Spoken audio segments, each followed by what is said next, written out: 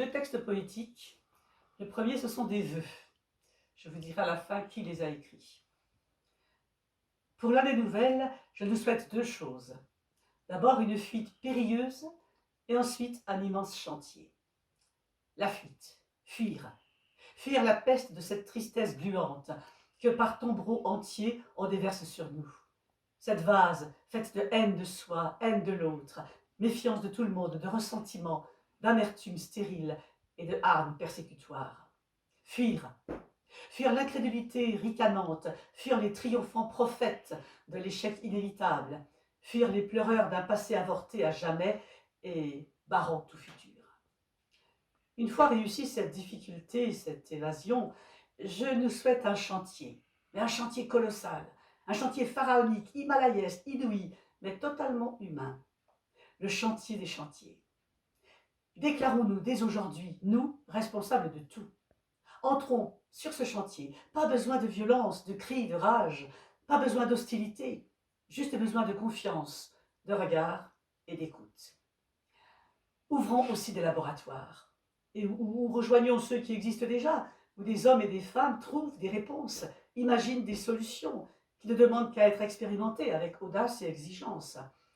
Expérimentons nous-mêmes, après tout. Que l'échec soit notre professeur, pas notre censeur. Scrutons nos éprouvettes minuscules ou alors nos alambics énormes afin de progresser dans notre recherche d'une meilleure société humaine. Car c'est du minuscule au cosmique que ce travail nous entraînera. Les poètes le savent.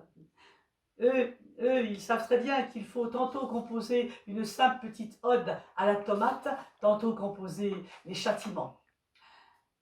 Pour sauver le monde, il faut tantôt trouver une herbe médicinale en Amazonie, tantôt garantir aux femmes la liberté et la vie. Mais surtout, pour cette année nouvelle, disons à nos enfants qu'ils arrivent sur Terre quasiment au début d'une histoire et non pas à sa fin désenchantée.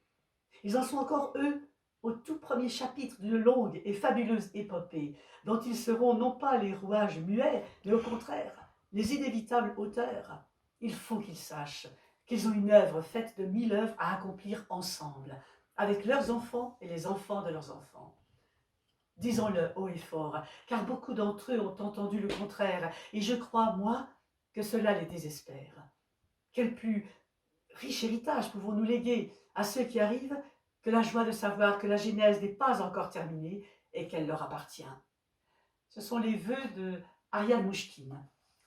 Maintenant, j'aimerais terminer par un autre texte poétique sur l'instruction et les enfants. Chaque enfant qu'on enseigne est un homme qu'on gagne. 90 voleurs sur 100 qui sont au bagne ne sont jamais allés à l'école une seule fois, ne savent pas lire les signes d'une croix. C'est dans cette ombre-là qu'ils ont trouvé le crime. L'ignorance et la nuit qui commencent l'abîme. Où rampe la raison, l'honnêteté périt.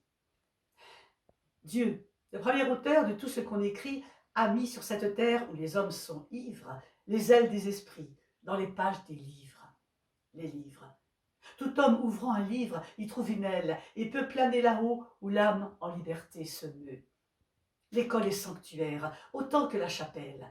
L'alphabet que l'enfant, avec son doigt épelle, contient sous chaque lettre une vertu, le cœur.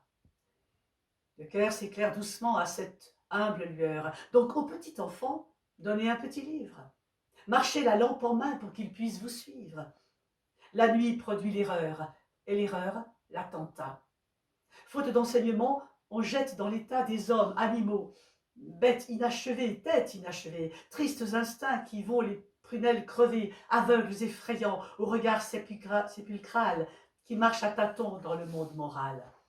Allumons les esprits, c'est notre loi première, et du suif le plus vil, faisons une lumière. Songeons-y bien, l'école en or change le cuivre, tandis que l'ignorance en plomb transforme l'or. Chaque enfant qu'on enseigne est un homme que l'on gagne. Victor Hugo.